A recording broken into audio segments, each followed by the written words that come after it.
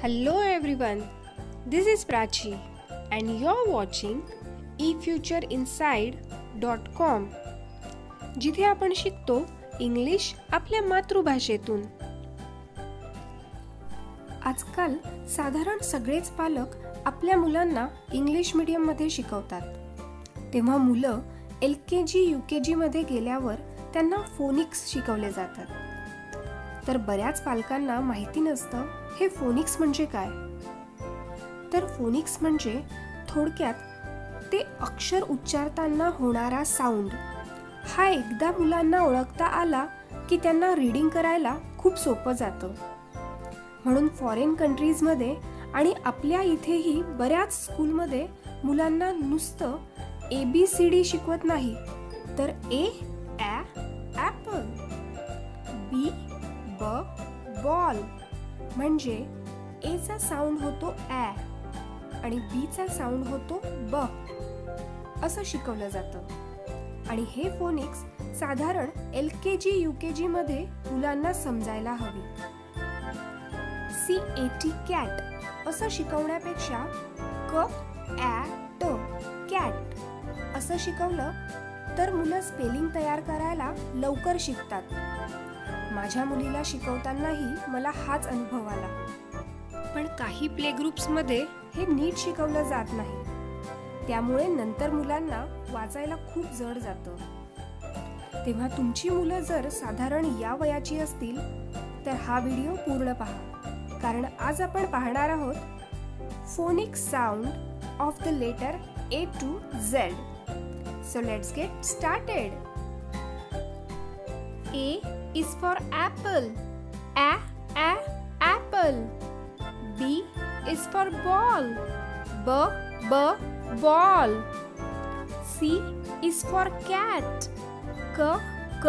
Cat. D is for dog. Dog. E is for elephant. Elephant. F is for fan. Fan. G is for gun. Gun. H is for hat. Hat. I is for ink. Ink. J is for jar. Jar. K is for kite. Kite. L is for lamp. Lamp. M is for monkey. Monkey. N is for nose. Nose. O is for orange. Orange. P is for parrot. Parrot. Q is for queen. Queen. R is for rat. Rat. S is for sun. Sun. T is for tiger. Tiger. U is for umbrella. Umbrella. V is for van. Van. W is for watch. Watch. X is for box. Box.